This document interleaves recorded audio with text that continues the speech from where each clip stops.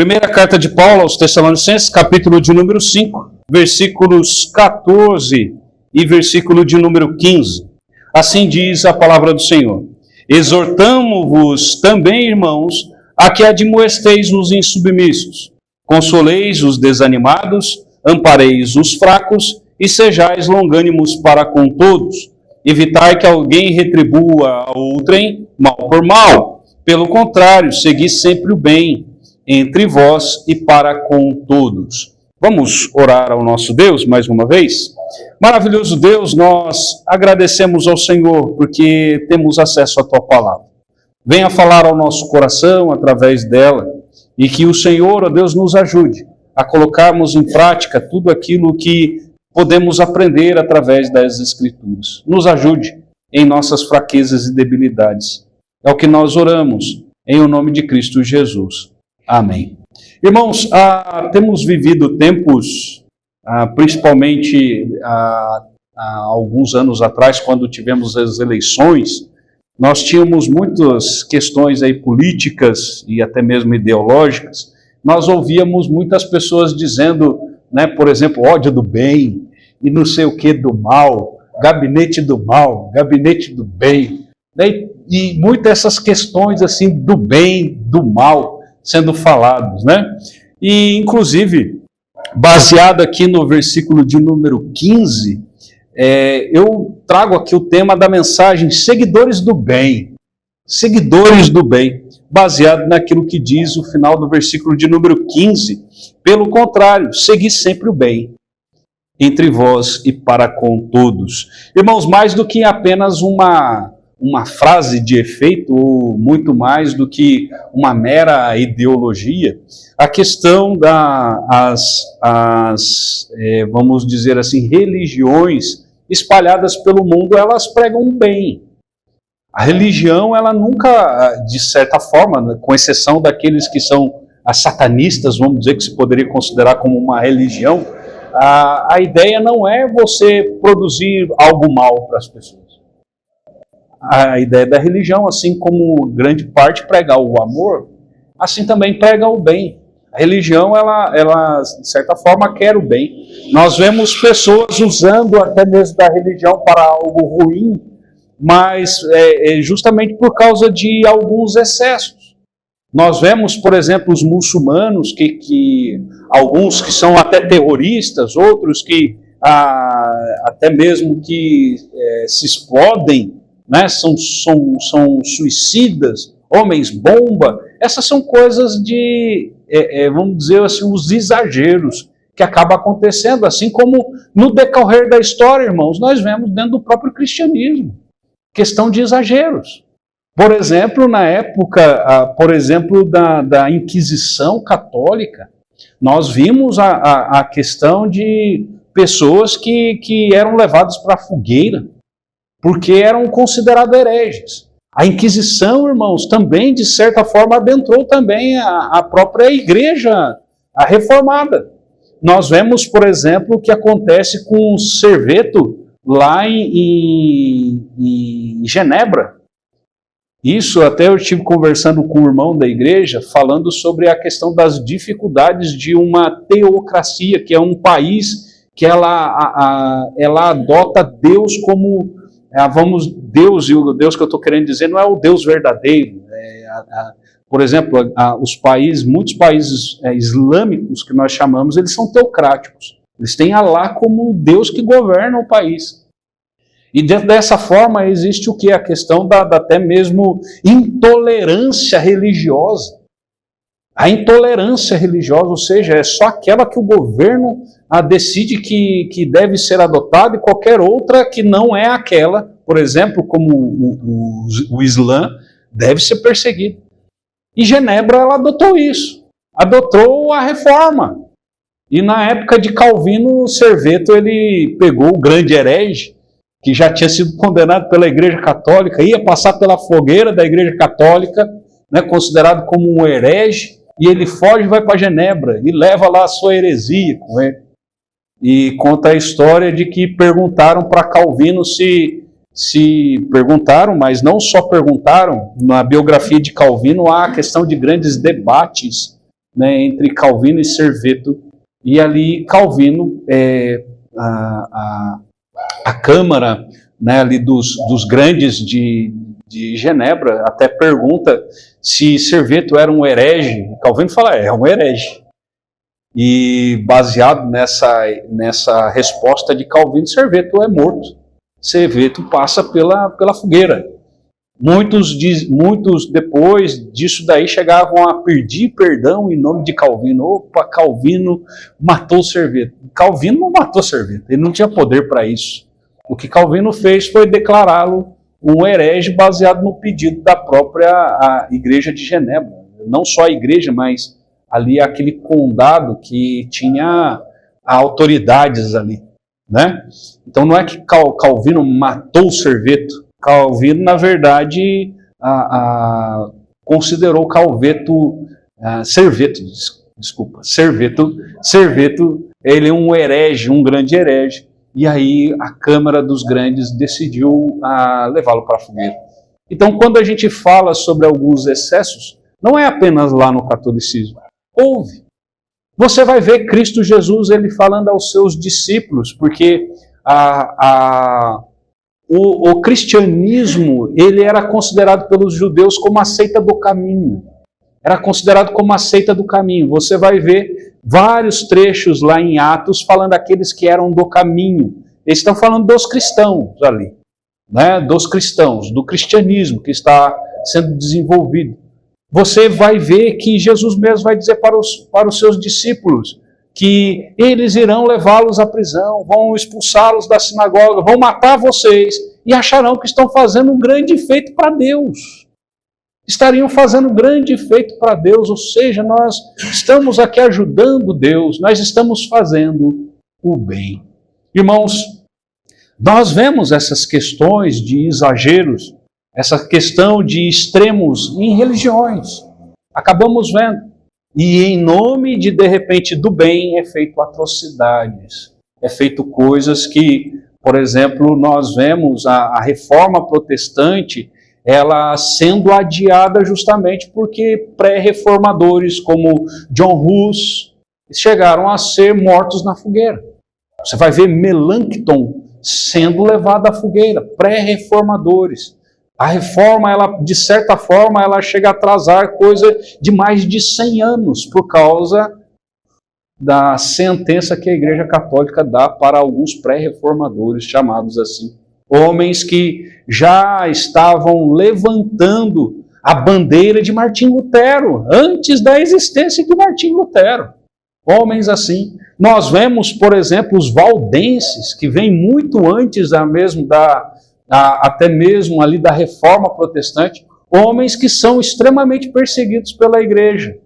Por quê? Porque levantaram a bandeira de uma transformação uma transformação necessária da igreja, que anos, séculos depois acaba acontecendo lá com Martinho Lutero.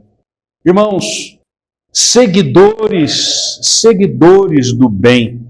Paulo aqui então, ele não está falando de uma forma exagerada, seguidores do bem no sentido de tomar alguma atitude contra pessoas, ou contra determinado tipos, ou contra determinado classe, nesse sentido exagerado. Mas ele está falando de uma forma muito mais simples.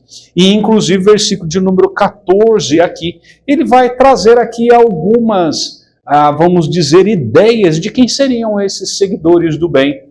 De quem seriam esses seguidores do bem. Ele vai dizer aqui, logo depois de Paulo já expressar a respeito aos irmãos, de que eles deveriam acatar ali com apreço, né, a liderança da igreja. E diante disso, então, ele vai trazer algo que nós também chamamos de sacerdócio universal dos crentes. Nós vemos, por que sacerdócio universal dos crentes? É aquilo que Pedro ele vai dizer lá na primeira carta dele. Primeira carta de Pedro, capítulo de número 2, versículo de número 9, diz: vós, porém, sois raça eleita, sacerdócio real. Nós somos um povo de sacerdotes, irmãos.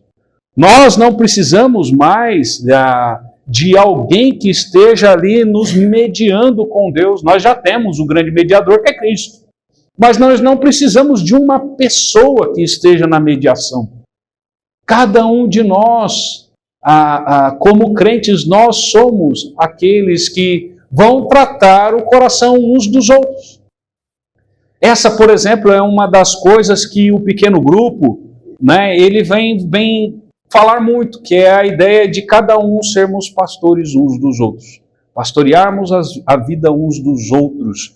E aqui o texto, então, ele vai falando aqui, versículo de número 14. Exortamo-vos também, ou seja, ele está acrescentando a exortação ao fato de acatarem com preço a liderança da igreja. Ele diz, exortamos também, irmãos, a que admoesteis os insubmissos. Ele não está falando para a liderança, ele está falando para a igreja. Irmãos, note que nós estamos aqui já pregando sobre Tessalonicenses já há praticamente um ano. Nós estamos, na verdade, pouco mais de um ano. Estamos tratando aqui sobre essa primeira carta de Tessalonicenses. O quão Paulo, ele assim, eleva a questão da igreja, no sentido do compromisso que eles tinham com Deus. Mas quando ele fala que admoesteis os insubmissos, é porque apesar de tudo na igreja, apesar de ser uma igreja assim notória entre as demais igrejas, ainda havia insubmissos lá dentro. Ainda havia. Então, irmãos, a questão de admoestar os insubmissos não está relacionado somente com a liderança da igreja, mas está relacionado com toda a igreja. Ele está falando aqui de consolar os desanimados. Consolar aqui também, ele tem a ideia também de fortalecimento também, de fortalecimento dos desanimados. Irmãos, dentro de uma perspectiva de um povo que estava sendo perseguido pelo império, havia necessidade de estar animando, trazendo ânimo. Irmãos, quando nós falamos que não temos motivos para desanimarmos, realmente nós não temos, mas estamos sujeitos. Quando nós pegamos e olhamos para alguém desanimado, parece que isso é um grande pecado. Mas, na verdade, todos nós estamos sujeitos a isso. Nós, de fato, quando olhamos para a obra de Cristo Jesus em nossa vida, por aquilo que o Senhor fez, apesar de nós ainda sermos o que somos no sentido de pecadores, nós podemos até dizer assim, nós não temos nenhum motivo para desanimar. E realmente, só que, irmãos, nós estamos sujeitos, principalmente por causa do pecado que habita em nós. Nós estamos sujeitos. E aqui o que ele fala é de fortalecer, de consolar esses desanimados. Até porque, irmãos, em um momento de perseguição, você poderia perder um cônjuge. Você poderia ter a vida de um filho seu ceifado por causa da perseguição à igreja. E aí as pessoas poderiam muito bem começar a questionar, será que vale a pena seguir esse evangelho? Eu estou perdendo praticamente tudo. Eu tinha até um comércio bom e agora eu perdi o comércio, porque era isso que a perseguição fazia na época. Principalmente entre os judeus. Se você era um judeu que se convertia ao cristianismo, você perdia o que você tinha. Há questão de confiscos. E aí as pessoas poderiam, e de certa forma, começar a pensar, será que vale a pena? Eu estou perdendo tudo que eu tenho. Irmãos, talvez nós não cheguemos assim a esse ponto de estarmos perdendo coisas, perdendo emprego por causa de perseguição. Eu acho que dificilmente não vai acontecer isso conosco. Talvez de uma coisa mais pontual, porque o chefe falou para você atender o telefone, dizer que ele não estava, e você pega e fala, opa, eu não posso mentir, eu não vou fazer uma coisa dessa. E aí ele, talvez irritado, possa te demitir. Algo mais pontual talvez até aconteça, mas não é o natural. Não é o natural no nosso país isso acontecer. Perseguição a esse ponto de você ser demitido pelo fato de ser crente. Há limitações, né? A nossa irmã Marilena até conta algumas histórias a respeito da época que trabalhava na tecelagem, né? perseguições que até havia no sentido da palavra não ser pregada, mas a irmã não foi demitida de lá por isso. Há certos tipos, mas são coisas assim, vamos dizer, mais superficiais, não tão profundas como acontecia lá. Existem coisas, de fato, irmãos, que podem desanimar, e cabe a cada um de nós nos fortalecermos mais e mais para estarmos sendo usados como bênção na vida dos irmãos, de estarem consolando cada um. Isso daí faz parte daqueles que são, de fato, os seguidores do bem. Ele diz também: ampareis os fracos e sejais longânimos para com todos. A longanimidade aqui tem a ver com paciência. E normalmente, irmãos, o que tem hora que acaba faltando para aqueles que são chamados fortes é ter paciência com os chamados mais fracos. Tem hora que nós não temos tanta paciência. Tem hora que nós achamos que as pessoas têm que ser exatamente do jeito que nós achamos que deve ser, ou do jeito que nós somos. As pessoas têm que tomar as mesmas atitudes que eu normalmente tomaria. E isso, irmãos, acaba gerando, de certa forma, intolerância para com outros. E aqui, irmãos, o que Paulo está falando, se você é um seguidor do bem, ampare o fraco. Estenda a mão para o fraco. Ore pelo fraco. Em vez de pegar e falar: ele é fraco, ele precisa estar lá longe de mim. Ele precisa estar lá longe de mim. Não. A ideia aqui é que ampare e tenha paciência com ele. E aqui o versículo de número 15 também, ele ainda fala a respeito desses que são os seguidores do bem. Aqueles que são seguidores do bem. O versículo de número 15 diz: evitai que alguém retribua a outro em mal por mal. Irmãos, quando nós olhamos para o Antigo Testamento, em que nós vemos lá, por exemplo, na lei civil de Deus, em que ele vai falar olho por olho, dente por dente, né? No sentido de que aquilo que o homem fizer de errado, aquilo que o homem fizer de mal, ele pagará na mesma moeda. Ali, talvez as pessoas, até quando olhem para aquilo e veem, por exemplo, os ensinamentos de Cristo, que Cristo diz lá: se alguém te bater na face, dê a outra. Se alguém te tomar a capa, dê também a túnica. A questão, talvez as pessoas olhem e falem assim: opa, o Deus do Antigo Testamento é o mesmo Deus. Não é o mesmo Deus do Novo. É um Deus diferente. É um Deus que parecia que era o toma lá da cá. Como disse, se der um murro na cara, vai tomar outro. Né? E o Deus do Novo Testamento é um Deus mais paz e amor. Opa, resista tudo. Na verdade, irmãos, isso tem a ver com a questão da revelação. Isso tem a ver com a questão didática. Você vai ver, por exemplo, Deus ele elevando demais a questão, por exemplo, da vida. Quando Deus ele vai tratar sobre a pena de morte, não é a questão de você desvalorizar uma vida, mas na verdade é dar o devido valor àquele que foi morto. Não é desvalorizar aquele que matou, mas a ideia é valorize a vida. Valorize a vida do outro assim como você valoriza a sua. De certa forma, está relacionado à questão de amar o próximo como a ti mesmo. Você quer o mal do próximo seu, você vai dar, como diz, vai quebrar o dente dele. Isso não mostra que você está amando. E se você não está amando, é isso que você deseja para você? É isso que, de certa forma, Deus, de forma didática, está tratando no Antigo Testamento. Não é um Deus diferente do Novo. É o mesmo Deus.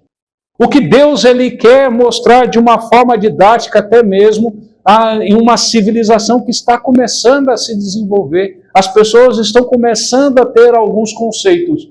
É de que as pessoas passem a valorizar os outros. Ter os outros em autoestima, assim como tem a si mesmo. Queira o bem dos outros, assim como quer a si mesmo. E aqui a ideia da palavra aqui, trazendo esse conceito, ele tem tudo a ver com isso que Cristo ele ensina. Ou seja, não retribua ao outro, mesmo que seja o mal. Mesmo que alguém tenha feito mal para você, não retribua na mesma moeda. Até porque a ideia que Jesus ele vai passar é que a sua justiça não vai fazer a justiça de Deus. Se alguém te fez mal e você fez mal também, você fez mal também no sentido de ou eu vou me vingar, a sua vingança não faz a justiça de Deus. Na verdade, irmãos, a questão de quando ele fala aqui não que ninguém retribua o mal por mal, é de fato deixar para que Deus trate as coisas. Senhor, trata as coisas. Até porque é o seguinte, irmãos, se nós temos uma vida transformada, se nós temos uma vida renovada pelo Espírito Santo, não há mal que vai sair de nós. Nós podemos até ser maus, vamos dizer, o pecado ainda está dentro de nós, mas nós agora temos o caráter de Cristo. O caráter de Cristo, ele não leva ao mal. O caráter de Cristo, ele leva ao bem. Nós vemos, por exemplo, essas coisas sendo elevadas, irmãos, em pessoas que, como Estevão, quando Estevão está sendo martirizado ali, o que Estevão ele fala? Oh, Senhor, não imputes esse pecado a eles. Quando Cristo Jesus estava sendo crucificado, Cristo mesmo fala, perdoe-os, porque eles não sabem o que estão fazendo. Irmãos, essa é a questão. As pessoas que estão longe de Cristo, elas não têm esse coração transformado.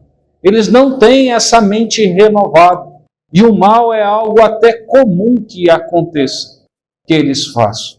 Até comum. Até porque aqui ele está falando, o versículo de número 15, não apenas algo dentro da igreja, mas ele fala a seguir sempre o bem entre vós e para com todos. Então a questão até mesmo do mal pode acontecer dentro da igreja porque somos pecadores. Somos pecadores. Nós somos falhos. Nós somos falhos. Isso não é o natural da nossa vida. Natural no sentido aqui dessa mente renovada que nós temos. Não é o natural. Porque numa mente renovada, nós agora fluímos o bem. Nós fluímos aquilo que é prazeroso ao Senhor. Nós fluímos em nós aquilo que fluiria em Cristo, porque Ele é o nosso grande modelo. Mas pode acontecer de falharmos. E aqui a ideia que ele está falando é, mesmo que haja falha do seu irmão nesse aspecto, retribua com o bem, não retribua com o mal. Agora, se talvez nós pudéssemos pensar, opa, dentro da igreja sim, mas lá fora não. Lá fora não. Paulo ele quebra isso. Paulo ele está falando não, entre vós e também para com os demais lá. Irmãos, quando nós estamos no meio dos ímpios, não no sentido daquilo que diz Salmo capítulo de número 1, andando, estando na roda dos escarnecedores, não nesse sentido. Nós estamos em contato constante com os ímpios, nós estamos. A questão, os irmãos que estão estudando, não estão estudando só entre crentes, estão pegando um ônibus, não está pegando um ônibus só entre crentes, está questão de dirigindo no trânsito, não está dirigindo só entre crentes, não está no trabalho, em todos os lugares, escola, em todos os lugares em que nós saímos daqui, nós estamos em contato com ímpios, até nos negócios, tem hora, naquilo que nós compramos, aqueles que vendem, por exemplo, seja num conserto de um carro, seja em alguém que nós contratamos para fazer determinado tipo de serviço. Irmãos, os ímpios, eles podem dar a paga com até mesmo o bem que fazemos com o mal. Mas isso não significa que nós devemos fazer aquilo que eles fazem. O que ele diz, esses seguidores do bem, é que independente do que as pessoas fazem, nós devemos sempre fazer aquilo que Cristo faria. Existe, eu já cheguei a citar aqui em alguns momentos, um livro antigo, e o título do livro é Em Seus Passos, o que faria Jesus? A questão, irmãos, em tudo aquilo que passa na nossa vida, é lembrarmos disso.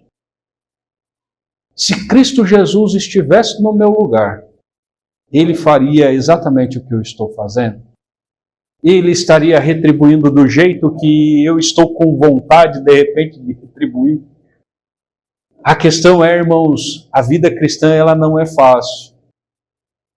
A adequação que nós temos à palavra de Deus, ela na verdade é uma luta constante dentro de nós, porque o desejo nosso é realmente retribuir os outros na mesma moeda. Essa faz parte da carne. Ela ainda habita em nós. Mas como renovados pelo Espírito Santo, nós somos chamados a ser esses seguidores do bem. Seguidores do bem que admoesta os insubmissos. Seguidores do bem que consolam os desanimados. Seguidores do bem que amparam os fracos, que são pacientes para com todos, não apenas dentro da igreja, mas até fora.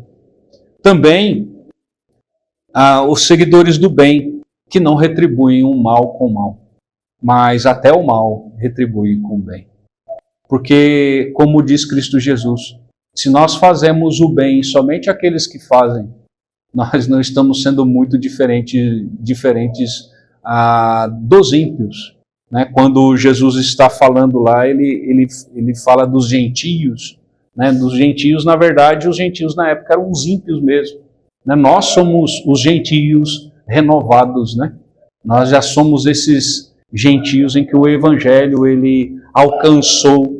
Mas quando Jesus fala ali naquela época os gentios, ele está falando dos pagãos. Dos pagãos. Pagar o bem com bem, qualquer um faz. Até os ímpios fazem.